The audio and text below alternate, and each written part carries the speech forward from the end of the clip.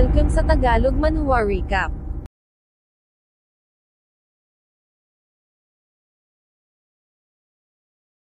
Dahil sa mga pagpatay na ginawa ni Chen Fan lalong-lalo na ang pagpatay niya kay He Foshe ay natakot na ang lahat ng mga killer organizations.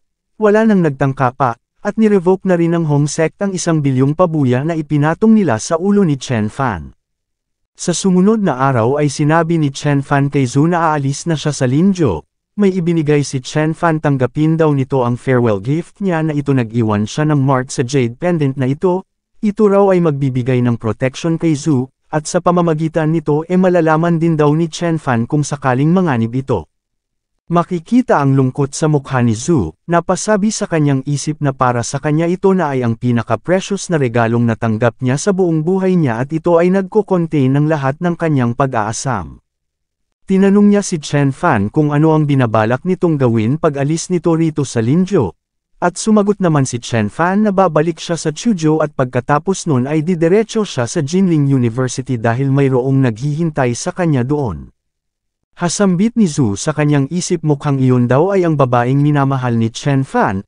Tumalikod na ang ating bida at napasabi sa kanyang isip na kung hindi dahil kay Qiyong, hindi niya raw sinimulan ang kanyang cultivation journey noon. Nag-rule sa universe sa loob ng 500 taon, umakyat sa tugatog, at na-witness ang lahat ng glory. Sa Octopole naman ay excited na ibinalita ni Min kay Master Mo at Uncle Big ang umano'y paglabas na ng Heaven's Chart. Heaven's Chart, pagtataka naman ni Master Mo, nagtanong kung ano ito at sinabi naman ni Uncle Big na napaka-arrogant daw na gamitin ang Heaven bilang pangalan ng isang chart. Ngunit ngumiti lang si Min at nagsabing ang mga young people na tulad nila ay mahilig sa paggamit ng internet kaya nag-set up daw sila ng Marshall Forum sa net. Kapag may time sila raw ay nagsisurf sa mga forums at nagdi-discuss patungkol sa mga grandmasters. Tapos mayroon dong isang taong nagngangalang Kunlun ang gumawa ng chart at inassess ang mga grandmasters base sa mga teknik at level ng mga ito at ito raw ay napaka-accurate.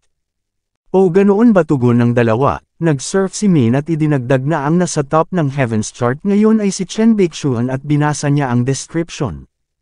Isang teenage grandmaster na nagmula sa Jiangbei, 18 taong gulang. Ang level of cultivation nito ay unknown, at nagsimula lang itong mag-aral ng martial arts sa edad na 16.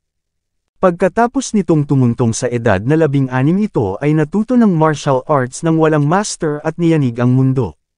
Tinalo nito ang grandmaster ng Lu family na si Lu Tianfeng, tinalo ang grandmaster ng Hong Sect na si Lei Chenju sa isang suntok lang, at maging ang King of Killers na si He Foshe.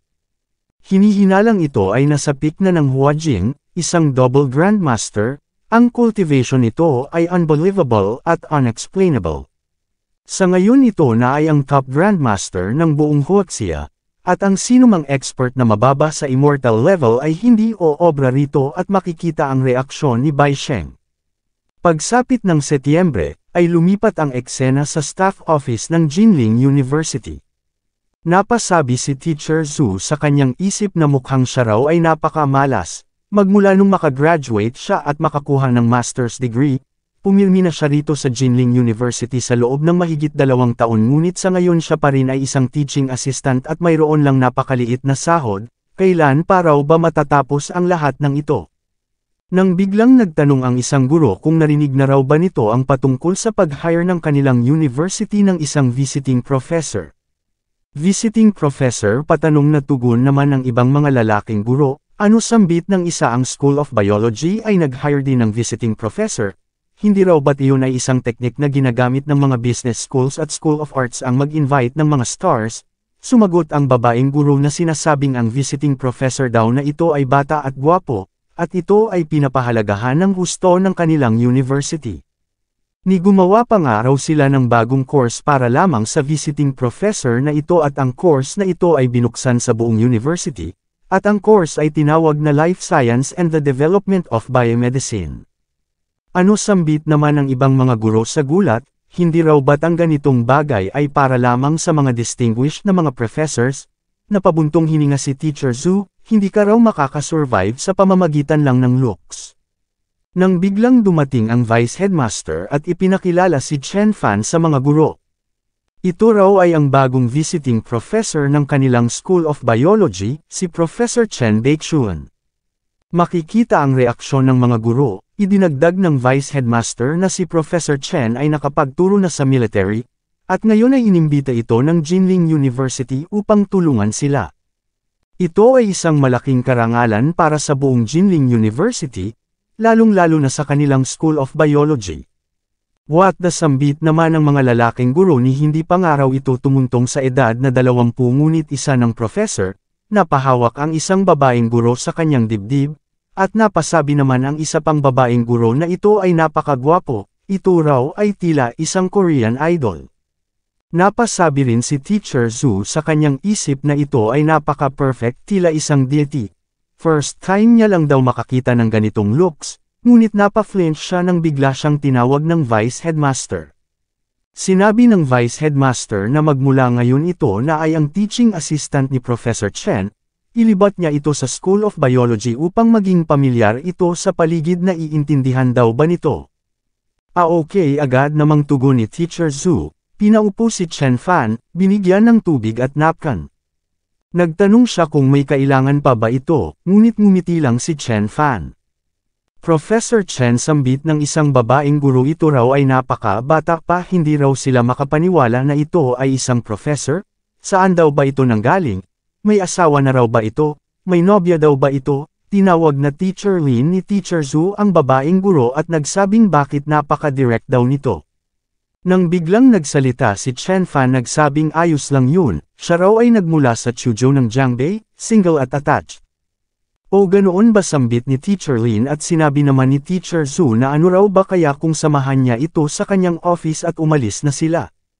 O no sambit ng isang lalaking guro mukhang masiseduce daw ang kanilang goddess Zhu, hasambit naman ng isa-isang professor sa napakamurang edad, tiyak na umasa lang daw ito sa kanyang koneksyon. Hey elite handang gayo sambit niya sa isang guro magsalita raw ito, ngunit tumitig lang ito sa papaalis na si Teacher Zhu at Chen Fan at hindi umingik. Ilang sandali pa ay nakarating na sila sa magiging office ni Chen Fan at makikita ang pagkamangha ni Teacher Zhu, lumalabas na ito pala ay ang dating office ng headmaster at hindi siya makapaniwala kung gaano ito kalaki. Umubo siya, mayroong binasa at sinabihan si Chen Fan na mayroon itong session class bawat linggo at bukod dun, hindi raw nire-restrict ng university kung ano man ang gagawin nito sa ibang mga araw. Maaari daw itong maging mentor ng mga postgraduate students kung gusto nito. Maaari rin itong gamitin ang mga lab para sa research, o kaya naman maging involved sa ibang klase. Ang university ay ipinaghanda ito ng accommodation, isang kotse, isang assistant, at isang secretary. Hindi makapaniwala si Teacher Zhu sa treatment na ito ng university para kay Chen Fan. Ang treatment daw na ito ay para sa mga top scholars at mga distinguished na mga professors. Alright, alam ko, tugon naman ni Chen Fan at idinagdag sa kanyang isip na nasisense niya raw ang jade amulet na ibinigay niya kay Qiyong noon, ito raw ay narito. Dumaan na siya sa Kanglong Military at naging visiting professor dito, ang kanyang body strengthening pills ay nasa secret base na ngayon, ina-analyze ng maraming mga scientist. Para sa mga yon ang ganoong uri ng pills ay maaaring i-mass produce upang ma-improve ang constitution ng mga tao, isang cutting-edge discovery. Nagli-live up siya sa kanyang pangalan at naging visiting professor dito, although ang major ni Qiyong ay business management. Ang family nito ay mayroong pharmaceutical company kaya natitiyak niya raw na kukunin ni Qiyong ang course na ito. Idinagdag ni Chen Fan na maaari niya rong gamitin ang pagkakataong ito upang mag-experiment sa combination ng cultivation at technology, maaari niyang gamitin ang mga elite na mga biology students. Sa campus naman ay usap-usapan ng mga babaeng mag-aaral ang patungkol sa pagkakaroon ng Jinling University ng isang batang professor, pupunta raw sila sa headmaster upang magtanong patungkol dito, ito raw ay hindi maganda para sa Jinling University. Paglabas ni Teacher Zhu ay nakita niya ang mga mag-aaral na ito, napatanong kung bakit maraming mga tao rito, nang bigla siyang sinalubong ng tanong ng iba pang mga guro. Zhu Jiao, narinig na raw ba nito ang patungkol sa Professor Chen na yun? Tiyak na ito ay gumamit lang ng koneksyon upang makapasok dito, hindi raw ba? At nagtanong naman ang iba kung talagang guwapo ba ito. Sambit naman ni Teacher Zhu si Professor Chen daw ay mayroong in-depth knowledge sa life science, at tumulong na raw ito sa military noon. Hehezu sambit naman ng isang guro ito raw ay napakabata pa, naniniwala ito sa lahat ng pinagsasasabi ng taong yun. Sa research industry kailangan nila ng time upang makapag-generate ng results, ang taong iyon ay napakabata pa, kung sakaling talagang mayroon na itong results, tiyak na iyon ay nagmula lang daw sa hard work ng iba. Hasambit ni Teacher Hani hindi raw worthy na maging katunggali niya ang Chen Baixuan na ito. Indeed sambit naman ni Teacher Zhu sa kanyang isip talaga raw mukhang walang alam si Chen Baixuan pagdating sa biology, talaga raw bang ito ay narito para sa glory. Sa loob naman ng office ay napasabi si Chen Fan sa kanyang isip na although na-combine niya na ang lahat ng mga teknik na maaari niyang makombine, pinaikli niya ang time frame ng 1,000-year-old herbs maaari na ito ngayong mahinog sa loob lang ng 10 taon, still yun pa rin daw ay napakatagal. Ang pag-refine daw sa catalyzing essence ay nagre-require ng high level of technical competence. Nagtataka siya kung ano ang kasalukuyang estado ng biotechnology, kung ito ay hindi standard, kailangan niya rong tulungan ang mga itong mag-upgrade. Magsiset up daw ba siya ng force at mag-train ng ilang mga disciples upang makatulong, tuturuan niya raw si Zhu at Wu Shanhe para sa kapakanan ng convenience, dahil ang tao ay napakahirap na ituro. Lumipat ang eksena sa rooftop ng isang building, napasabi si Chen Fan sa kanyang isip na ang Qiong Lake na ito ay punong-puno ng spiritual energy, ang Green Dragon ay lumuluwa ng tubig, what a great place at naisipan niyang puntahan ang kanyang grandpa na kasalukuyang nasa Dongshan Mansion isang high-end mansion dito sa Jinling City. Ilang sandali pa ay kumatok siya sa pinto, binuksan ito ni Grandpa Chen at nagulat sa kanyang nakita, bakit hindi raw nito sinabi na pupunta ito. Idinagdag ni Grandpa Chen na salamat kay Chen Fan na sa ride na ngayon ang Chen family, gumanda na raw ang kanyang pakiramdam pagkatapos niyang mainom ang ibinigay nitong spiritual spring at mga pills at idinagdag ni Chen Fan na sa pagkakataong ito, narito raw siya upang pagalingin na ng tuluyan ang sakit nito. Great tugon naman ni Grandpa Chen. Grandpa dagdag pa ni Chen Fan maaari daw ba siyang magtanong patungkol sa isang bagay, paano daw ba siya makakabili ng lupa sa Dongshan? Ang ibig mo bang sabihin ay sa Dongshan Terraces patanong na tugon ni Grandpa Chen, iyon daw ay hot potato. Sa anong paraan tugon ni Chen Fan, at sumagot naman si Grandpa Chen na mayroon dong maraming mga boss na nagbabalak bumili ng lupa doon, upang mag-set up ng mga resorts at mga amusement parks. Maraming mga parties ang involved dito, kaya nag-decide silang magkaroon ng auction at sa bandang huli, nanalo ang One Wrong Group sa bid na 3 bilyon. At ayon sa sabi-sabi, binabalak nila itong i-develop bilang pinakamalaking luxury resort sa buong Jinling. One Wrong Group sambit naman ni Chen Fan sa kanyang isip ito raw ay pag-aari ng richest man in Jiangbei na si Shen Ronghua, ang ama ng kanyang karibal sa pag-ibig na si Shen Junwen. Sa kanyang nakaraang buhay pinwersa ng mga ito ang Jinxiu Group na umanib sa kanila, at siya ay binugbog ng husto ni Shen Ronghua at Shen Junwen. Chen Fan sambit ni Grandpa Chen si Shen Ronghua daw ay hindi isang tao na dapat nitong i-offend. Ito ay mayroong napakalakas na background. Bukod pa dun ang plot of land sa Dongshan Terraces ay hindi isang bagay na makukuha mo sa pamamagitan lang ng influence. Ito rin daw ay nangangailangan ng nakakalulang halaga ng pera. Grandad sambit ni Chen Fan nakalimutan na raw ba nito na siya ang nagmamay-ari ng Cloudy Spiritual Spring. Hindi raw problema sa kanya ang pera na siya namang naging dahilan upang mapatawa si Grandpa Chen, oo iyon daw ay totoo. Ang lahat daw ng mga mayayaman sa buong Jiangnan ay nagkakandar-apa upang makakuha lang ng bote ng Cloudy Spiritual Spring, ang kanyang grandson ay ang instructor ng Kanglong, isang martial arts grandmaster, ang Master Chen ng Jiangbei, tama-tama wala rong rason upang matakot sila kay Shen Ronghua. Well ang kanyang grandpa raw ay hindi na magtatanong pa patungkol sa rason susuportahan niya ito ng buo, hahanap sila ng paraan upang masumpungan ang One Wrong Group. Sa Jinling University naman ay usap-usapan pa rin ng mga mag-aaral ang patungkol kay Professor Chen Baixuan. Sa wakas ang course daw nito ngayon ay magsisimula na nakapag-sign up na raw ba sila, sinabi ng isa na gusto niya rong makita ang professor na ito. Sinabi ng isa na narinig niya rong mayroon ding mga professors na pupunta upang makinig sa lecture ni Professor Chen, magandang palabas daw ang paparating. Nagtanong naman ang isang babae kay Kiyong kung nakapag-sign na raw ba ito sa course na life science gaya ng sinabi nito. Narinig niya raw na ang guro doon ay napakagwapo. Ganoon ba tugon ni Kiyong? At idinagdag sa kanyang isip na pinangakuan daw siya ni Chen Fan na mag-take ito ng exam upang makapasok sa Jinling University? Napabuntong hininga, hindi naman daw siguro nakalimutan ng taong iyon ang patungkol doon, hindi raw ba? Sinabi ng babae kay Kiyong na sasamahan niya ito sa kanyang klase sa life science. Sumagot si Kiyong na hindi raw ba't sa School of Arts ito naka-enroll, kaya bakit naman daw ito papasok sa biology lesson? Ayos lang yun, tugon naman ng babae. Kailangan niya rin dong magkaroon ng kaalaman patungkol sa biology, at kailangan niya rin dong makakilala ng mga gwapong lalaki.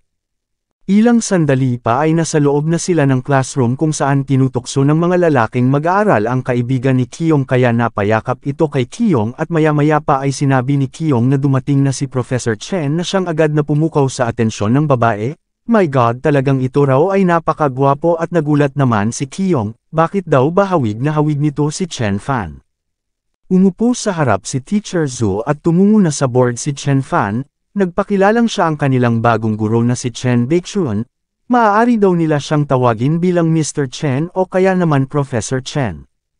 Tumayo ang isang babae at nagtanong kung maaari ba nila itong tawaging Chen Opa, ngunit binigyan lang ito ng seryosong tingin ni Chen Fan na siyang nagpa-flinch sa babaeng mag-aaral. Kumuha ng chalk si Chen Fan at nagsabing hayaan nilang ipaliwanag niya ng brief kung ano ang life science.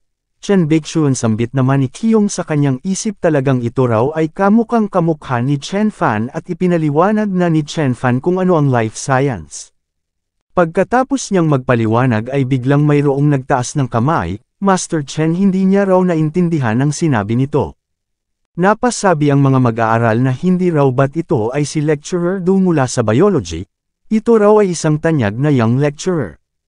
Tumayo si Mr. Do at nagsabing gaya ng alam na ng lahat, ang life science ay isang branch ng biology na nakafocus sa research ng genetic inheritance.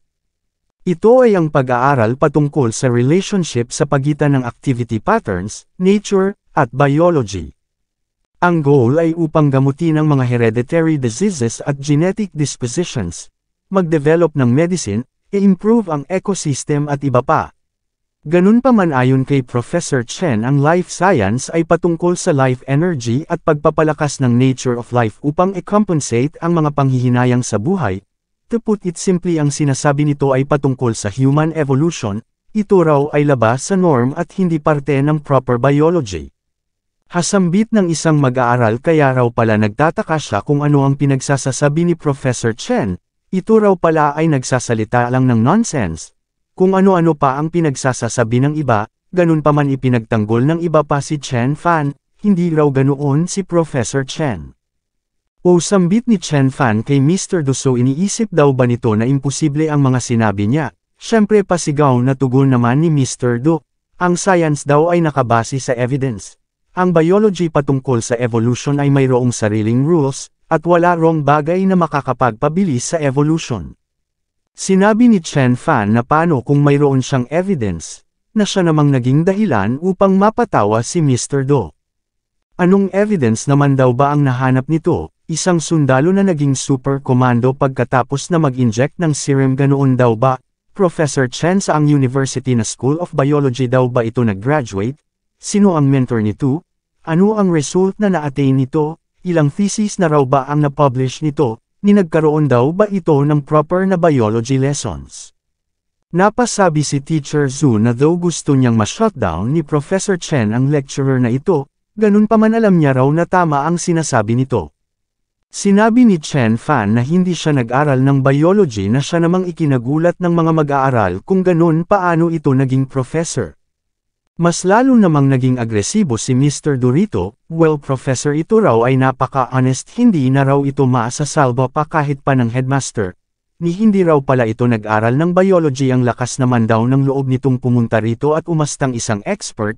Ito raw ay disgrace sa Jinling University, disgrace sa School of Biology, at disgrace sa mga mag-aaral ng Jinling University. Hay, sambit naman ng kaibigan ni Kiyong na ang pangalan pala ay Zhong Yaoyao, ang isipin daw na ito pala ay isang impostor sa kabila ng looks nito. Kanina gusto niya raw itong pakasalan, ngunit ngayon ang tanging magagawa niya na lang ay ang makasama itong mag-dinner.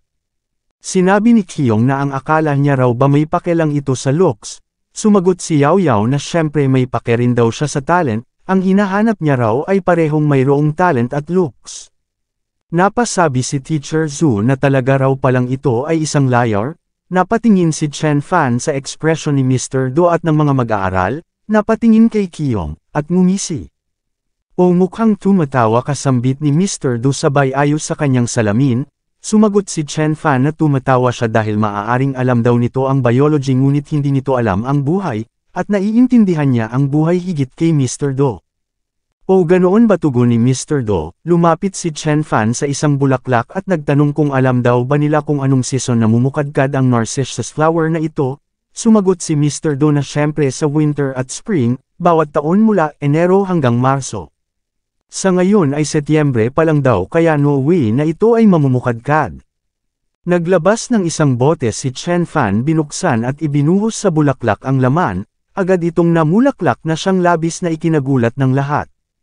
Sinabi ni Chen Fan kay Mr. Do na hindi raw ba't sinabi niya na siya ay higit na mas nakakaunawa sa buhay kumpara rito. Humarap siya sa mga mag-aaral at nag-inquire kung may mga tanong pa ba sila. Pues kung wala na magpapatuloy na raw siya, naiintindihan ko na ngayon sambit ng isang mag-aaral, sinabi ng isa na ito raw ay mas malawak at malalim pa kumpara sa mga natutunan na nila, talaga raw palang may alam si Professor Chen sa biology. Hasambit ni Teacher Zhu sa kanyang isip, pakiramdam niya raw ay bigla na lang naging Superman si Professor Chen. Napasabi si Mr. Han sa kanyang isip na ito raw ay isang napakalakas na kalaban hindi gaya ng mga nakita niya na, ang knowledge nito pagdating sa biology ay higit na nakahihigit sa kanya, ganun pa man siya raw ay hindi susuko ng basta-basta. No way, sambit ni Yao Yao Kyung, tuluyan na raw siyang nahulog kay Professor Chen. Hay, sambit naman ni Kyung, kahit sino naman dong mga gwapo nahuhulog agad ito. Ilang sandali pa ay natapos na si Chen Fan sa kanyang lecture, hinampas ang mesa. May tanong pa raw ba sila? Nagtaas ng kamay ang isang mag-aaral at nagtanong kung ano ang ginawa nito upang mag-bloom ang narcissus flower. Nagtanong si Chen Fan kung alam ba nila ang patungkol sa Cloudy Spiritual Spring. Cloudy Spiritual Spring, pagtataka ng mga mag-aaral, hindi raw ba't iyon ay ang magic water na nagkakahalaga ng 100,000 bawat bote? Brother Chen, sambit ni Yao Yao, ito raw ba yung boteng hinahawakan niya? Oo, at hindi tugon naman ni Chen Fan. Ang ordinary daw na Cloudy Spiritual Spring ay hindi ganito ka-effective, dahil ang isang bote na ito ay essence na in-extract mula sa 100 bote ng Cloudy Spiritual Spring. 100 bote, gulat na sambit naman ng mga mag-aaral, iyon daw ay nagkakahalaga na ng 10 milyong dolyar. Humakbang si Chen Fan patungo sa pinto. Lumingon sa mga mag-aaral. O siya nga raw pala, siya ay ang nag-imbento sa Cloudy Spiritual Spring.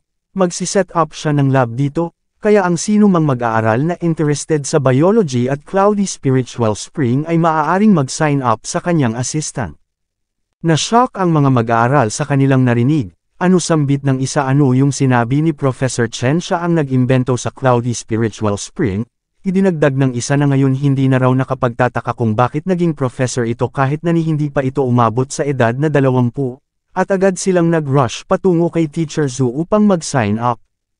Ano, siya ang nag-imbento sa Cloudy Spiritual Spring, sambit ni Mr. Han sa kanyang isip, talo na raw siya kahit na hindi pa siya lumalaban.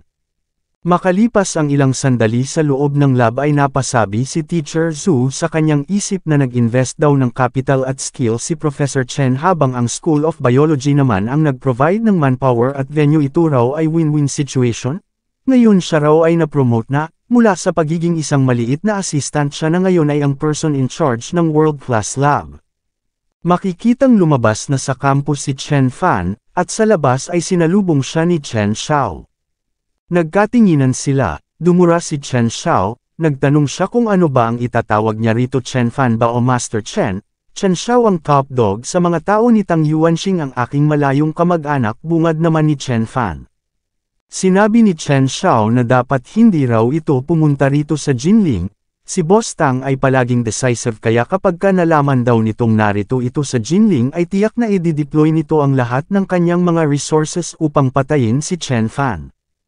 O mayroong ganoong capability si Tang Yuanxing, sarkastikong tugon naman ni Chen Fan.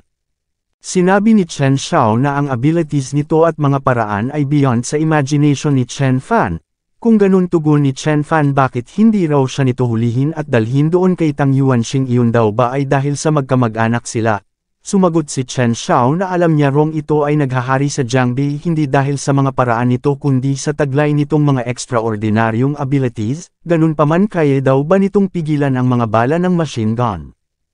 O tugon naman ni Chen Fan, mukhang hindi raw pala ito sinabihan ni Tang Yuanxing patungkol sa kanyang identity. Anong identity, tanong ni Chen Xiao? Natugon naman ni Chen Fan kung alam na raw ni Tang Yuanxing ang kanyang identity, malamang binigyan na raw nito ng warning si Chen Xiao. Ganun pa man, base sa ikanikilos ni Chen Xiao, obvious daw na walang alam ang mga ito sa kanyang identity. Hamukhang dahil sa matagal ng paghahari ni Tang Yuanxing sa buong Jiangnan, naging outdated na rin ito sa balita. Binuksan ni Chen Xiao ang pinto ng kanyang kotse, hindi niya raw naiintindihan kung ano ang pinagsasasabi ni Chen Fan. Ganun pa man, ang masasabi niya lang daw ay umalis ito sa Jinling sa lalong madaling panahon. Huwag daw nito hayaang makita niya pa ito uli. Pumasok siya sa loob ng kotse at idinagdag na wag daw nitong subukang umasa sa military, nagawang maghari ni Boss Tang sa buong Jiangnan sa loob ng napakaraming taon, kaya paano naman daw mangyayaring wala itong background. Sila ay parehong nagmula sa Chen family, kaya ito raw ay ang kanyang warning. Sa susunod na magkikita sila ay magiging magkalaban na sila at umalis na si Chen Xiao. Hasambit naman ni Chen Fan, ni worthy daw ba ang mga ito na maging kalaban niya? Hay maghahanap na lang daw siya ng pagkakataon kung papaano niya mamimit si Qiyong. Sa Jinling University, pagsapit ng orientation night ay tumungo si Chen Fan upang panuuring mag-perform si Qiyong, at nakapagdesisyon siya na mag-transform sa dati niyang anyo bago makipag-meet kay Qiyong. Ilang sandali pa ay natapos ng mag-perform si Qiyong, napasabi si Chen Fan sa kanyang isip na mahusay pa rin daw ito sa pagtugtog ng zither. Napasabi si Qiyong na mukhang hindi raw nag-deteriorate ang kanyang skills kahit na matagal na siyang hindi nakakatugtog ng zither, at sinabi naman ni Yao Yao na mag-celebrate sila. Sa labas ay sinalubong sila ng isang lalaki, nagsabing ang performance daw ni Qiyong ay successful, mag-celebrate sila. Ano tayong tatlo lang, tanong naman ni Qiyong, at sinabi ng lalaki na makakasama nila ang ilan nilang mga classmates at mga singers. Alright, tugon naman ni Qiyong. Naglakad na sila. Napatitig si Yao Yao sa dalawa, indeed talagang ang mga ito raw ay match made in heaven. Too bad at ang nasa isip pa rin ni Qiyong ay ang kanyang childhood sweetheart. Nang biglang may napansin si Qiyong, napalingon, na siya namang ipinagtaka ni Yao Yao at nagtanong kung ano ito. Ikaw ba yan, Chen Fan, tanong ni Qiyong? Oo, ako nga, tugon ni Chen Fan. Nagulat naman si Yao Yao nang makita si Chen Fan, ito raw ay kamukhang kamukha ni Professor Chen. Napasabi ang lalaki na si Chen Fan ay ang childhood sweetheart ni Qiyong, hindi niya pa raw nakikitang nagkakaganito noon si Qiyong, ang mga mata nito ay mayroong pag-aasam. Ilang taon na sambit ni Qiyong kay Chen Fan, sa wakas tumungo na ito sa kanya. Oo, ilang taon na tugon naman ni Chen Fan, at idinagdag sa kanyang isip na para kay Qiyong ay 6 na taon lang silang hindi nagkita from child to adult, ngunit para sa kanya ay 500 taon from life to death. Nang biglang lumapit si Yao Yao at nagsabing silang dalawa ay masyadong napakamushi, tinanong niya ang ating bida kung ito raw ba ang Chen Fan na nagmula sa Shishui County. Hindi naman daw ito mukhang big deal, nagtataka raw siya kung ano ang nagustuhan ni Qiyong dito. Zong Yao Yao, sigaw naman ni Qiyong. Alright, tugon ni Yao Yao. Ano raw ba ito, inaabandon na raw ba siya ni Qiyong? Alright, sambit ni Qiyong at ipinakilala ang dalawa. Ang isa raw ay ang kanyang best friend na si Yao Yao, at ang isa naman ay ang kanyang classmate na si Shen Junwen, at nagpakilala rin ang ating bida, siya raw ay kaibigan ni Qiyong. Napatingin siya kay Shen Junwen at napasabi sa kanyang isip na kahit na ito pa raw ay mayroong malakas na background, isang bilyonaryo o nagtataglay ng matinding kapangyarihan at mga paraan, ito raw ay hindi may kukumpara kahit na sa kanyang hinliliit man lang. O Chen Fan, bati naman ni Shen Junwen, napakabihira daw na makita ni Qiyong ang kanyang childhood friend, ano raw ba kaya kung sumama ito sa kanila? O sige, tugon ni Qiyong, sumang-ayon din naman si Chen Fan, at naglakad na sila. Napatanong si Qiyong sa kanyang isip kung nakapag-enroll na ba si Chen Fan sa Jinling University. Ang mga makakasama nila ay mga nagmula sa mga distinguished na mga family baka, Hasambit naman ni Yao Yao habang nakatitig kay Chen Fan ang taong ito raw ay mukhang hindi outstanding.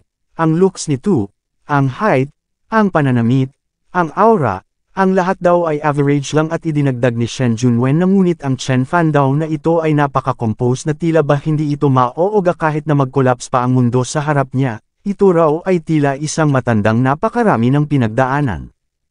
Pagdating nila sa parking lot ay binati sila ng isang servant at ng mga kaibigan ni Shen Junwen. Sinabi ni Qiyong kay Chen Fan na ang mga ito ay ang kanilang mga seniors, at ipinakilala niya rin si Chen Fan sa mga ito. Sinabi ng isa kay Qiyong na pumunta raw sila sa Qingteng Club naroon si Yaifei. Ano nakabalik na si Yaifei gulat na sambit naman ni Qiyong. Pumasok na sa loob ng kotse ang tatlo na patingin si Chen Fan sa mga ito. Junwen sambit ng nasa driver seat ano ang mayroon sa pump ngayon base sa pakikitungo ni Qiyong sa taong ito. Ito raw ay hindi maganda. Sumagot si Shen Junwen na ito ay kaibigan ni Qiyong mula sa maliit na Shishui County nung sila ay bata pa wala rong dapat na ipag-alala. Ang taong ito raw ay hindi worthy na maging katunggali niya. Of course sambit ng isa ito raw ay si Shen Junwen, at idinagdag sa kanyang isip na sila ay hindi may kukumpara sa character at mga methods na mayroon ito at ilang sandali pa ay lumipat ang eksena sa Qingteng Club. O nandito na kayo sambit ni Yaifei, at agad namang sumugod papunta sa kanya si Yao Yao matagal-tagal na raw silang hindi nagkita. Binati ng mga lalaki si Yaifei, at pinaupo niya ang mga ito. Tang Yaifei sambit naman ni Chen Fan sa kanyang isip. Ito raw ay isang legendary character sa Jinling, ang nag-iisang anak na babae ng boss ng Jiangnan na si Tang Yuanxing. Mukha lang daw itong mahina ngunit ito ay ang nagha-handle sa mga business ng Tang family pati na sa kanilang mga underground business. Ito ang nagre-represent sa Tang family, at siya ring reyna ng underworld sa buong Jiangnan province. Young Mr. Chen sambit ni Yaifei sabay abot ng baso pakiusap uminom daw ito, salamat tugon naman ni Chen Fan. Top grade white hair silver needle sambit ni Shen Junwen sinamahan pa ng spring water mula sa Hupao Spring at Junti Ware. At sa ilalim ng professional tea making skills ni Sister Tang, talagang ito raw ay napakabango at napaka-unique. Of course sabat naman ni Yao Yao ang tea making skills daw ni Yaifei ay napaka-outstanding. Sumulyap naman saglit si Yaifei kay Chen Fan at isinaad sa kanyang isip na matagal niya na rong alam na mayroong childhood sweetheart si Fang Qiyong, ngunit ang akala niya raw ito ay isa lamang ordinaryong tao mula sa maliit na county ngunit ngayong nakita niya na ito, well ito raw ay napaka-compose.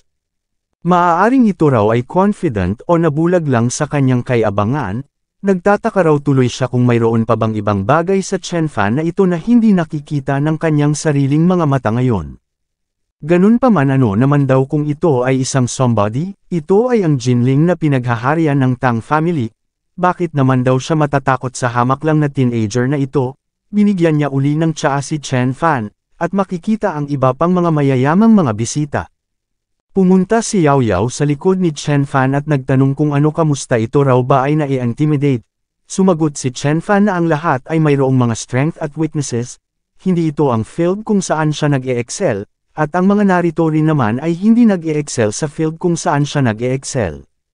Yes sambit naman ni Yao Yao ang iba raw ay magaling mag-stroll sa kanilang mga alagang aso ang iba ay magaling sa business, ito raw ba saan ito magaling? Sumagot si Chen Fan na magaling siya sa paggamit ng kanyang kamao, ano fist fighting sambit naman ni Yao Yao kung ganun mayroon daw siyang kilalang ilang members ng County Chinese Kickboxing Team, kapag ka ito raw ay nanalo ibibigay niyang regalo ang kanyang big sister.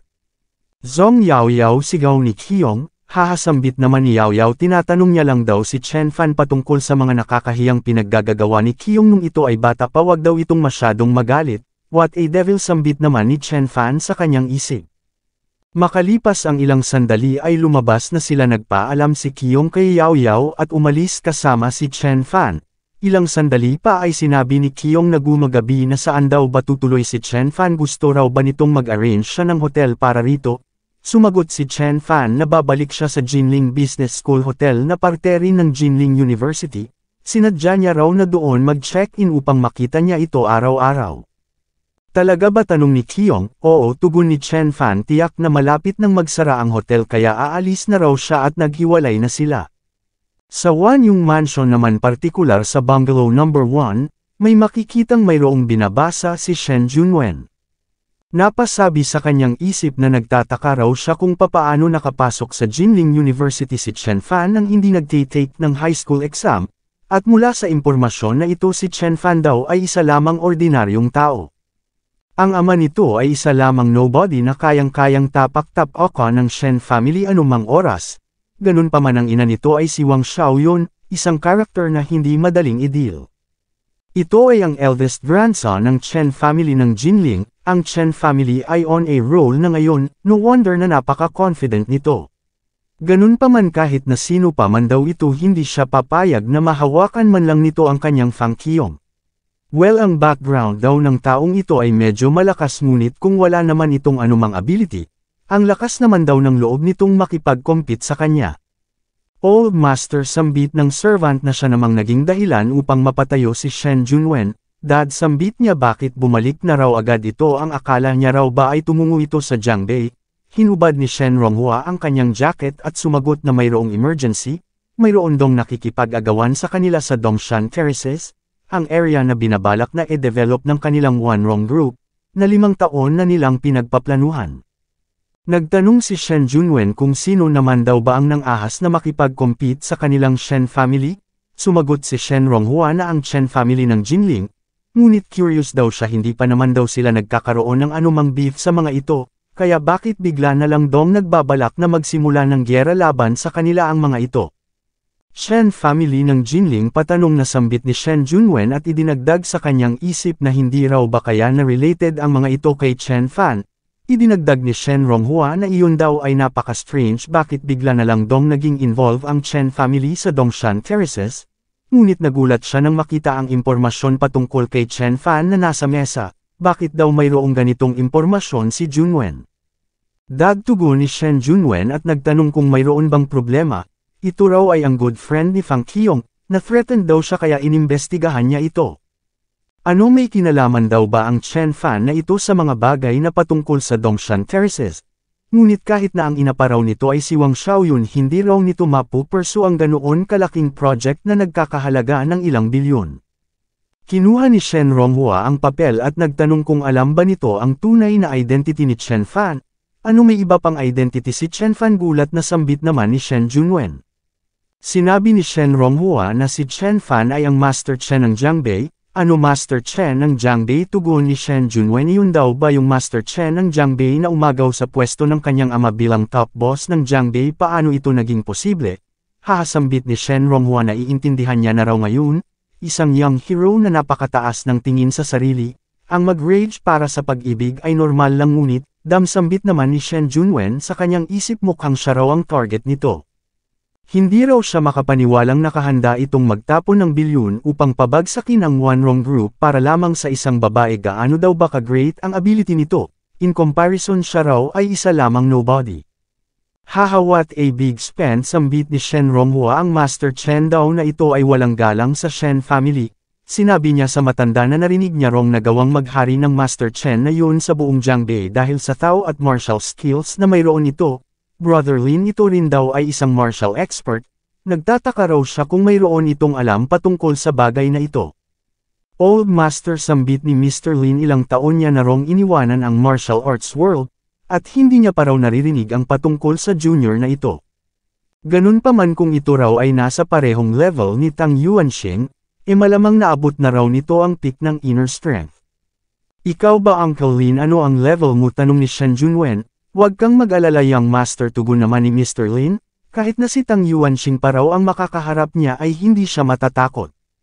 Well, sabat ni Shen Ronghua, iyon lang daw ang gusto niyang marinig at idinagdag sa kanyang isip na kung ito ay narito upang e-challenge sila kung ganun maglalaban sila, ang Shen family ay mayroong abilities. Sa isang dako naman ay napasabi si Chen Fan sa kanyang isip na pumunta siya sa lugar na ito dahil nag-chat si Qiyong na magkita sila rito. Ganun pa man hindi niya raw nararamdaman ang presence nito. Nang biglang may tumawag kay Chen Fan, napatanong siya kung sino ito, sabay lingon, ako ito, tugon naman ni Yao Yao. O so ikaw pala, sambit naman ni Chen Fan, bakit ginamit pa raw nito ang pangalan ni Qiyong? Nang biglang lumapit ang apat na lalaki Chen Fan sambit ni Yao Yao hindi raw ba't sinabi nitong ito ay isang good fighter. Nagdala raw siya ng ilang makakalaban nito rito, ang mga ito ay nagmula sa Chinese kickboxing team ng probinsyang ito. Kapag ka natalo niya ang mga ito bibigyan niya raw ito ng reward at idinagdag sa kanyang isip na kailan lang mas nag-e-spend pa raw ng mas maraming oras si Kiyong sa taong ito nakalimutan na siya ni Kiyong, sa pagkakataong ito sisiguruhin niya rong mabubugbog ito ng husto. Ganun pa man tumulo ang sipon ng isa nang mapagtanto niya ang identity ng taong nasa harap nila. Oh my God, nakita niya na raw ito noon pinatay nito si Lin Hu sa Qingyang County sa pamamagitan lang ng 3 suntok, kaya din daw nitong sumalo ng bala. Come on brother, sambit ng isa, narinig niya rong pinipeste nito ang sister ni Yao Yao. Babasagan niya raw ang binti ngunit hindi niya na natuloy ang sasabihin niya dahil bigla siyang sinipan ng lalaki. Bastard, ito raw ang papatayin niya sabay yukod sa harap ni Chen Fan. Master, nagkamali kami, sambit niya, pakiusap, hayaan daw sila nitong makaalis dito ng buhay. Nagtaka naman dito ang dalawa, napatanong kung ano ang nangyayari, ano ang problema. Oh so kilala mo ako, sambit ni Chen Fan, alam namin ang aming pagkakamali, tugon ng lalaki, pakiusap patawarin daw sila nito. Subalit ngumisi lang si Chen Fan at nagsabing ngunit sinabi raw ng isang ito na babasagan nito ang kanyang binti. Ngayon lang na siya namang ikinagulantang ng lalaki at sa isang kisap mata ay agad na nagblink si Chen Fan upang basagin ang binti nung taong nagbanta sa kanya, na siya namang labis na ikinagulat ng iba. Teka lang, paano raw nito ginawa ang move na yun, paano ito napunta doon sa isang iglap lang, hindi raw nila nakita ng malinaw, sabay-sabay na yumukod at nagmakaawa, humingi ng kapatawaran kay Chen Fan. Sinabi ni Chen Fan na kung makikita niya parong muli ang pagmumukha ng mga ito, ang kanilang mga ulo ay hindi na mananatiling nakaupo sa kanilang leeg. Lumayas na raw ang mga ito, at agad namang sumibat sa takot ang apat. Napaatras si Yao Yao. Chen Fan, nagbibiro lang daw siya kanina. O nagbibiro, tugon naman ni Chen Fan, kung ganun nagbibiro lang din daw siya, bakit niya naman daw hindi babasagan ang binti nito? Chen Fan, sambit ni Yao Yao, siya raw ay best friend ni Kiyong, hindi naman daw siguro nito gagawin ang bagay na iyon sa kanya, hindi raw ba? Nagtanong si Chen Fan kung narinig daw ba nito kung ano ang tinawag nung isa sa kanya kanina. Ano, tugon ni Yao Yao, tinawag daw siya nitong Master Chen. Ano naman, ngunit biglang may napagtanto si Yao Yao. Teka lang, Master Chen, ito raw ba ay ang Master Chen ng Jiangbi na marami nang napatay na mga tao? Paano magiging posible na ito ay si Master Chen? Hindi raw ba't ito ay isa lamang bumpkin na nagmula sa napakaliit na county? Lumapit si Chen Fan, hinawakan ang baba ni Yao Yao. Since ngayon alam na raw nito kung sino siya, siguro naman alam na rin ito kung ano ang nagiging price ng sino mang naka-offend sa kanya, na siya namang naging dahilan upang manlambot ang mga tuhod ni Yao Yao. Napaupo nanginig. Master Chen, siya raw ay nagkamali, pakiusap para sa kapakanan ni Kiyong, patawarin siya nito. Ganun pa man, nag-activate lang ng isang spell si Chen Fan at sumagot na kung hindi lang dahil kay Kiyong, kanina pa raw ito patay. Nagulantang si Yao Yao nang makita ang spell. Ano raw ba ito? Inilagay ni Chen Fan ang spell sa katawan ni Yao Yao at nagsabing ito raw ay ang Fire of the Red Lily. Ito ay hahawa sa kanyang katawan at kapag sinubukan uli nitong i-offend siya, susunugan nito ang kanyang buong katawan at kaluluwa. Napasabi si Chen Fan sa kanyang isip na sa kanyang nakaraang buhay palagi daw silang dinidisrupt ni Kiyong ng babaeng ito sa anumang okasyon, kaya sa pagkakataong ito, tuturuan niya raw ito ng leksyon.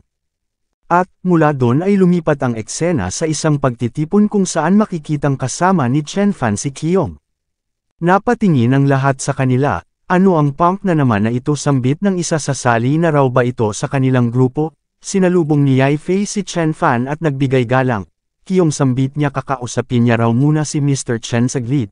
Makipag-usap na lang daw muna ito sa iba, na siya namang ikinagulat ng ibang mga bisita. Ano, gustong makipag-usap ni Sister Tang ng solo sa taong yun? Ngayon lang daw nila nakitang ganito ka-respectful si Sister Tang na parabang ang kaharap nito ay isang VIP. Fang Kiyong, sambit naman ng isa, mukhang ang childhood sweetheart daw nito ay something. Napasabi si Kiyong sa kanyang isip na hindi raw ba't si Chen Fan ay isa lamang ordinaryong tao mula sa isang maliit na county, at makikita naman ang ekspresyon ni Yao Yao. Sa loob ay nagtanong si Yai Fei kung ano ang itatawag niya rito, Chen Fan daw ba o Mr. Chen? Sumagot si Chen Fan na maaari siya nitong tawagin sa kung ano ang mas gusto nito. Ano, sinabihan na raw ba ito ni Yao Yao? nagbigay ng pekeng ngiti si Yifei at nagsabing si Yao Yao ngayon ay scared to death na dahil kay Chen Fan kaya bakit naman daw ito mag-e-snitch. Si Shen Junwen daw ang nagsabi sa kanya, hindi raw siya makapaniwalang ang manliligaw pala ni Qiyong ay ang tanyag na Master Chen ng Jiangbei. Sumagot si Chen Fan na siya at si Qiyong ay childhood sweethearts kaya bakit naman daw hindi maaaring maging manliligaw siya nito. Sinabi ni Yifei na ngunit bakit ayaw daw nitong sabihin kay Qiyong ang tunay niyang identity. Sa identity na mayroon ito kahit na sa kanya pa raw ito magtapat hindi niya raw ito reject. Sambit naman ni Chen Fan at idinagdag sa kanyang isip na ang isang non-entity raw na tulad nito ay hindi maiintindihan kung ano ang relationship na mayroon sila ni Qiyong. Nang biglang dumating ang isang servant young lady nakahanda na raw ang lahat, okay tugon naman ni Qiyong. Biglang pumasok ang ilang mga martial experts na mayroong dalang mga sandata pinalibutan si Chen Fan, at nagtanong naman si Yifei kung alam daw ba ni Chen Fan na ang buhay nito ay nasa ilalim na ng kanyang awa ngayon. Ganun pa man nagtanong lang si Chen Fan kung ang mga ito lang ba ang inihanda nito. Lumabas mula sa poste ang tatlong masters. Of course hindi lang ito tugon naman ni Yifei after all ito raw ay si Master Chen, kaya naghanda rin daw siya ng ilang mga snipers. Narinig niya raw na ninagawa nitong e-block ang bala ng baril ni Xingzong gamit lang ang kanyang Thao powers. Kaya nagtataka raw siya kung kaya rin itong i-handle ang mga snipers na mayroong mga balang nakadesenyo sa pag-breakthrough sa mga armor.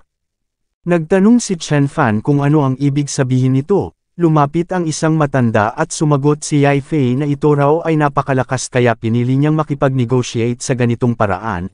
Ang Tang at Chen family ay walang naging hidwaan kailanman, kaya nagtataka raw siya kung ano ang ipinunta nito ng pasekreto rito sa Jinling. Nagtanong si Chen Fan kung maniniwala daw ba ito kapag sinabi niyang ang ipinunta niya lang dito ay si Qiyong, hindi tugon naman ni Yifei. Master Chen sa level daw ng status na mayroon sila pareho, si Qiyong daw ay isa lamang babaeng maituturing na above average. Ganun pa man napasabi lang si Chen Fan sa kanyang isip na ang status na mayroon siya ngayon ay hindi pa umabot sa 110,000 sa status na mayroon siya bilang si Immortal Chen Bixuan sa kanyang nakaraang buhay. At nito ay hindi may kukumpara sa kahit isang hiblaman lang ng buhok ni Qiyong. Ano Master Chen dagdag ni Yifei wala raw ba itong sasabihin, kung ganun ang masasabi niya lang ay mukhang mayroon itong kung anong binabalak. Nihinayaan nga raw nitong mag-infiltrate sa Jinling ang mga top elites ng Jiangbei gaya na lang ni Xu Ao. Ito ay naghahanda ng critical attack upang pabagsakin ang Tang family hindi raw ba, upang makonquer nito ang buong Jiangnan province nagkakamali daw ba siya? Fox sambit ni Chen Fan sa kanyang isip na hihibang na raw ang babaeng ito at pasigaw na nagtanong kung ano ang kailangan nito. Nothing much tugon naman ni Yifei. Gusto niya lang dong bumalik si Master Chen sa kung saang lugar ito nanggaling. Hindi siya pupunta sa Jiangbei ngunit wag din daw itong pupunta sa Jiangnan at idinagdag sa kanyang isip na alam niya rong ginagamit lang siya ni Shen Junwen. Ganun pa man ang Chen Fan daw na ito ay isa ring imminent threat sa Tang family. Pagkatapos ng lesson na ito palalayasin niya raw ito pabalik sa Hilaga, at hindi na ito magtatangka pang pumunta rito sa timog sa susunod na mga taon. Ganun pa man kapag lumabag ito sa kanyang pangako siya ay mag-take ng action laban sa Chen family at kay Qiyong. Nagtanong si Chen Fan kung paano naman daw kung hindi siya pumayag, well kung ganun tugon ni Yifei matitikman daw nito ang power ng kanilang mga snipers at titingnan niya kung ano ang mas powerful. Ang Thao powers ba nito o ang kanilang modern weaponry? Nagtanong si Chen Fan kung hindi ba sinabi ng ama nitong si Tang Yuanxing ang patungkol sa kanyang identity. Anong identity tugon naman ni Yifei sabay tawa? Ang kanyang ama raw ay kalahating taon nang nasa seclusion training, binabalak na mag-breakthrough sa kanyang martial arts. Ganun pa man lalabas na ito mula sa kanyang seclusion, subalit natatakot daw siya na iyon ay hindi na masasaksihan pa ni Mr. Chen. O tugon naman ni Chen Fan kaya raw pala hindi ito pumunta sa kanya kahit na narito na siya sa Jinling, at hinayaan na provoke siya ni Yifei at ni Chen Xiao na siya namang ikinainis ni Yifei ang lakas naman daw ng loob nitong hamakin ang kanyang ama. Ngumisi si Chen Fan at nagsabing ang ibig niya rong sabihin, kung ang ama nito ang narito ito raw ay luluhod sa harap niya at magmakaawang spare ang buhay ng kanyang Tang family. Chen Fan sambit ni Yifei napakayabang naman daw nito sa harap ng kamatayan, Young lady, sigaw ng isa, wag daw itong magalit, sila na ang bahala sa taong ito. Ganun pa man biglang nagdash at slash si Chen Fan na siyang naging dahilan upang mahati ng pahalang ang katawan ng tatlo at humiwalay sa kanilang lower body. Na-shock ang dalawa sa kanilang nasaksihan. Paano yun naging posible? Patanong na sigaw ni Yaifei. Ang mga iyon daw ay mga martial experts na nasa peak na ng inner strength. Young lady, sambit naman ng matanda, mag-ingat ito, ang taong ito raw ay isang Huajing Grandmaster. Grandmaster, ano yun? Patanong na sigaw naman ni Yaifei. Well, never mind, umasa na lang daw sila sa kanilang mga snipers. Nagpaputok ang mga snipers, ngunit bigla na lang nawala si Chen Fan. Nagdash patungo sa isang sniper, binigyan ng isang chop na siyang naging dahilan ng pagkahulog nito, basag ang mukha. Pira-pirasong nahulog ang isa pa na siyang ikinagulantang ng iba. Napasabi si Yaifei sa kanyang isip na mayroon silang tatlong snipers, ngunit ngayon isa na lang. Paanong nangyaring ganito ito kalakas? Kinalabit ng isa pang sniper ang gatilyo, ngunit sinalulang ni Chen Fan ang bala at inihagis pabalik, na siyang naging dahilan upang matipak ang 1/4 na bahagi ng ulo nito. Nagtago sa likod ng matanda si Yaifei, binitawan ng mga martial experts ang kanilang mga sandata, sabay-sabay na yumukod at nagmakaawa. Lumapit si Chen Fan kay Yaifei. Ngayon ano na sambit niya? Napaka-stupid daw ng ginawa nitong pag-provoke sa kanya, Mr. Chen, mahinang tugon naman ni Yaifei. Idinagdag ni Chen Fan na mayroon lang dong iilang nagtangkang e-provoke siya ng harap-harapan, ganun pa man hindi niya raw ituturing na kabilang doon ang Tang family. Makikita ang panginginig ng buong katawan ni Yaifei, ngayon alam niya na raw kung paano nito na-conquer ang Jiangbei. Mukhang hindi na raw pala mahalaga kung paano sila mag-scheme, tatapusin sila nito ng direkta. Mr. Chen, sambit naman ng matanda, binabalak daw ba nitong magsimula ng digmaan sa Tang family? Hanggat spare lang daw nito ang buhay ng young lady sila ay, ngunit hindi na natapos pa ng matanda ang kanyang sasabihin, bigla itong binigwasan ni Chen Fan. Ito raw ay napakaingay, tumilapon at naging decoration sa pader. Sinabi ni Chen Fan kay Yaifei na pagtapak niya pa lang sa Qingteng Club, alam niya na ang binabalak nilang pag-ambush sa kanya. Gustong-gusto niya raw sanang makita kung ano ang grounds nito at nagbalak itong e-provoke siya, ganun pa man siya raw ay lubos na nadismaya. Na-overestimate niya ito raw pala ay isa lamang ordinaryong babae, hindi nito naiintindihan ng martial arts, wala itong alam sa Thao, ang alam lang nito ay ang mga schemes na ito. Dahan daw ang inangat ni Chen Fan ang kanyang kamay na siya namang ikinabahala ni Yaifei. Ano, papatayin na raw ba siya nito? Mr. Chen, sigaw niya, wala raw itong magandang mapapala sa pagpatay sa kanya, sa kasalukuyan siya ay ang leader ng Tang family ng Jiangnan, kaya ang tanging mapapala lang nito ay ang paghihiganti ng Tang family. Of course ang Tang family raw ay baliwala sa harap nito. Ngunit ang Tang family ay ilang dekada nang narito sa Jiangnan, marami na silang na-accumulate na mga resources at tao, ire-representa niya raw na mag-bow down ang Tang family sa kanya at maaari na rin daw nitong makonquer ang Jiangnan. Maaari niya rin daw itong napatingin si Yaifei kay Chen Fan. Teka lang, ito raw ay hindi gumagana, kailangan niyang mag-isip, at isinigaw niya na kung papatayin siya nito in public, paano niya naman daw ito ipapaliwanag sa mga pulis, paano pa nito mahaharap si Qiyong? Qiyong, patanong na tugon naman ni Chen Fan sabay release ng chi. Sa labas ay nagtanong si Qiyong kung ano ang nangyayari sa loob. Oo, tama, sambit ni Chen Fan sa kanyang isip, hindi ito ang world of cultivation, ito ang Earth, kung saan umiiral ang law and order. Hindi niya raw maipapaliwanag kay Qiyong kung papatayin niya rito ngayon si Yaifei. Ayaw niya pang i-expose ang kanyang identity kay Qiyong sa ngayon. Makikita namang napangisi si Yaifei habang pinagmamasdan ang naging reaksyon ni Chen Fan sa mga sinabi niya. Inilapat ang kanyang kamay sa kanyang dibdib at nagsabing kapag kahinayaan siya nitong mabuhay, tinitiyak niya rong ito ay bibigyan ng reward ng Tang family ng Jiangnan. Ngunit ngumisi lang si Chen Fan at nagtanong kung iniisip daw ba talaga nito na hindi niya ito maaaring patayin. Hinawakan ang mukha ni Yaifei at nag-perform ng isang teknik, sabay release sa katawan ni Yaifei. Ano ito, sambit ni Yaifei sa kanyang isip, tila mayroon dong invisible force na pumasok sa kanyang katawan, sa kanyang puso at spine, at sinabi ni Chen Fan na ito raw ay ang Yimu spiritual energy, maaari itong magligtas ng tao ngunit maaari rin itong pumatay. Halimbawa na lang, ito raw ay maaaring maging mga wooden needles na mag-e-impale sa mga organs at limbs nito. Ang katawan nito ay magta-transform bilang kahoy maliban na lang sa utak nito na mananatiling buhay. Ngumisi uli si Chen Fan at idinagdag na mae-experience nito ang pakiramdam na tila ba mayroong mga wooden needles na tumutubo na mag-e-impale sa organs nito, at masasaksihan mismo ang dahan-dahan na pag-transform ng kanyang katawan sa pagiging kahoy. You Devil, sigaw ni Yaifei na siyang naging dahilan upang ma-activate ang curse na inilagay ni Chen Fan. Mayroong lumabas na napakaraming mga wooden needles sa kanyang katawan na paluhod, napasigaw sa sakit, patayin na lang daw siya nito. At tumigil ang kalbaryo ni Yaifei nang biglang nag-flick si Chen Fan.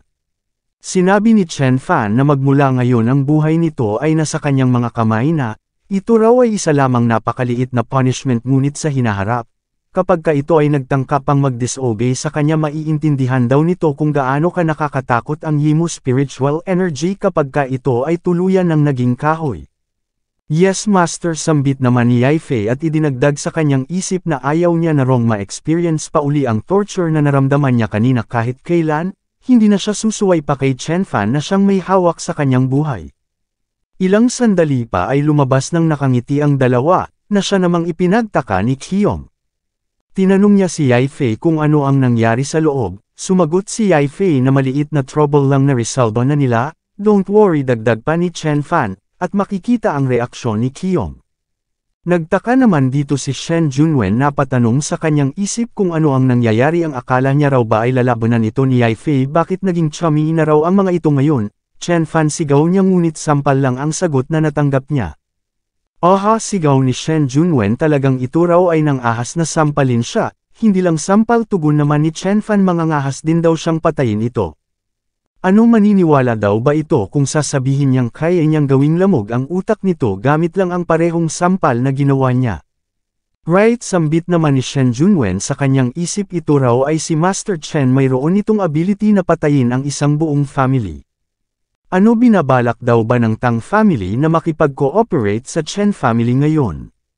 How dare you, sigaw naman ng isa. Ang lakas naman daw ng loob nitong pagbuhatan ng kamay si Shen Junwen, binabalak daw ba nitong magsanhi ng trouble? Chen Fan, anong ginawa mo, patanong na sigaw ng isa pa, at napasabi naman si Qiyong sa kanyang isip na kilalang kilala niya raw si Shen Junwen. Hindi raw nito pinapalagpas ang kahit na kaunting grievances. Ano, kaya raw ba itong i-handle ni Chen Fan? Tumingin siya kay Yaifei, ka-cover sana si Chen Fan. Ngunit biglang sinigawan ni Yaifei ang dalawa na tumahimik. Sino raw ba ang nagbigay sa kanila ng permission na pagsalitaan ng ganito si Mr. Chen? Sister Tang, gulat na sambit ng isa, bakit kinakampihan daw nito si Chen Fan? Shen Junwen, sambit ni Yaifei, salamat daw sa dinala nito sa kanila. Ang bagay na ito ay tatandaan at aalalahanan ng malinaw ng Tang family. Ngayon lumayas na raw ito at iyon na nga ang ginawa ni Shen Junwen. Master Chen, sambit ni Yaifei, ano, magpapadala raw ba siya ng tao upang ipapatay ang taong yun? At idinagdag sa kanyang isip na kung hindi lang daw dahil sa Shen Junwen na yun hindi raw sana siya naging alipin ni Chen Fan ngayon. Ano, patayin siya, patanong na tugon naman ni Chen Fan, iyon daw ay napakasimple. Ang gusto niya raw ay ang mahulog ito sa cliff ng dahan-dahan, wasakin ang lahat ng natitira nitong pag-asa, bago patayin sa isang stroke lang. Hasambit naman ni Yaifei sa kanyang isip, anong uri daw ba ng hatred ito, at hindi makapaniwala ang tatlo sa kanilang nasaksihan. Ano, paano raw ito nangyari? Si Sister Tang na napaka-indifferent sa mga lalaki, naging napaka-close na kay Chen Fan na parabang naging couple na ang mga ito. Kailan pa raw ba naging ganito ka-close ang mga ito? Napasabi si Yao Yao sa kanyang isip na natatakot daw siyang maging si Yaifei ay nakontrol na rin ng devil na ito. At ilang sandali pa ay umalis na sa Qingting Club si Chen Fan at Qiyong. Sa loob ng kotse ay nagtanong si Qiyong kay Chen Fan kung paanong bigla na lang itong naging napaka-close kay Sister Tang, at mukhang kinasusuklaman na raw nito ngayon si Shen Junwen. Sinabi ni Chen Fan na kanina ay mayroon dong mga bagay na nangyari doon sa yard, at since walang sinabi si Yaifei, hindi rin daw siya maaaring magsalita. Ang masasabi niya lang daw niligtas niya ang buhay ni Yaifei. Aha, sambit naman ni Qiyong, hindi raw ba kaya na nagpadala ng mga killer ang Shen family upang patayin si Sister Qiyong? Hindi umimik si Chen Fan at idinagdag ni Qiyong na maaaring ganoon nga, mukhang iyon daw ang dahilan kung bakit sinabi ni Sister Tang kanina na tatandaan ng Tang family ng malinaw ang dinala ni Shen Junwen sa kanila. Ngunit hindi raw ba't sa ngayon ang mayroong girian ay ang Shen at Chen family? Paano naman daw nasali sa picture na ito ang Tang family? Binabalak daw ba na i-offend ng Shen family ang dalawang panig? Chen Fan, wag daw itong maging involved kay Yaifei at sa iba pa, palagi mayroong danger sa paligid ni Yaifei. Don't worry, tugon naman ni Chen Fan, mag-concentrate na lang daw ito sa pagmamaneho.